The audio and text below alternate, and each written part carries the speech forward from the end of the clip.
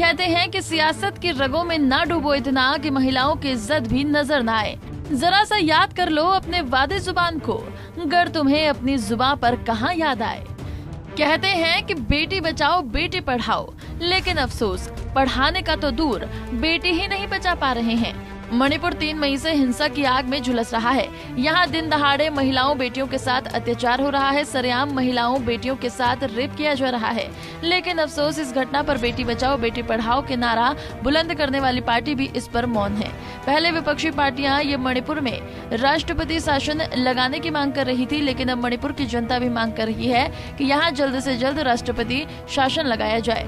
दरअसल मणिपुर के हालात दिन पर दिन बिगड़ते ही जा रहे हैं। 9 कुकी जनजातियों का प्रतिनिधित्व करने वाली जोमी काउंसिल संचालक समिति ने मणिपुर में तुरंत अनुच्छेद 356 के तहत राष्ट्रपति शासन लगाने की मांग की है। तो वहीं मैतेई समुदाय के एक संगठन ने केंद्र से कुकी समुदाय से बातचीत न करने की अपील की है।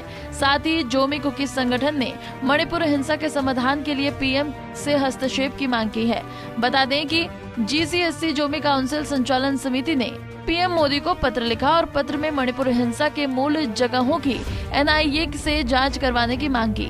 साथ ही सभी घाटी जिलों में AFSPA को फिर से लागू करने की बात, जिसमें सेना कानून और व्यवस्था का पूर्ण नियंत्रण अपने हाथ में ले सके। आइए जानते हैं GCSC जोमी काउंसिल संचालन समिति ने पीएम मोदी को जो पत्र लिखा है, इस पत्र में किस किस चीज की मांग रखी गई है।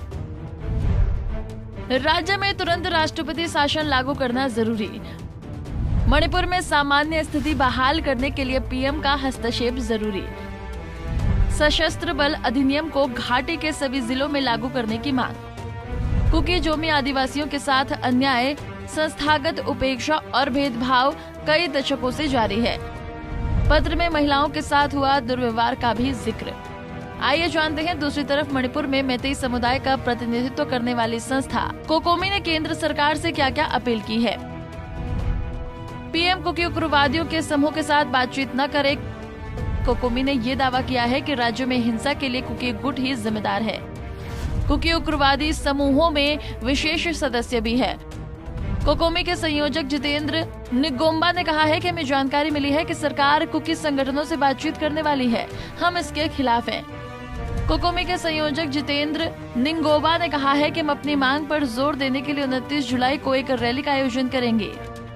राज्य की क्षेत्रीय अखंडता से समझौता नहीं किया जा सकता है, किसी अलग प्रशासन की अनुमति नहीं दी जाएगी।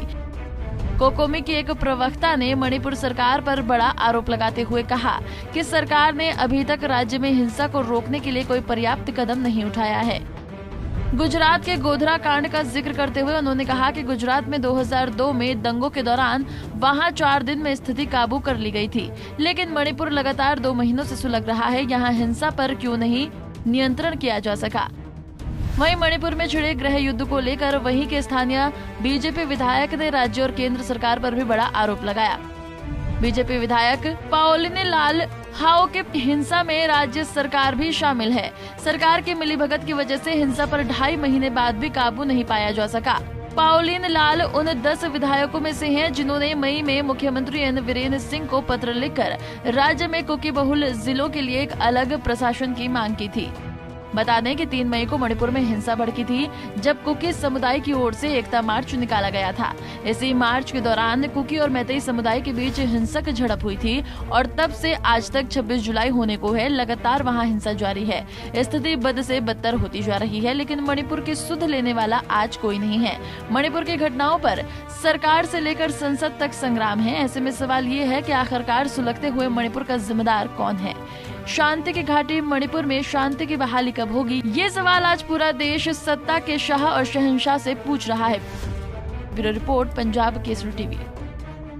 हमसे जुड़े रहने के लिए हमारे YouTube चैनल को सब्सक्राइब करें और नई वीडियो की नोटिफिकेशन के लिए बेल आइकॉन को दबाएं।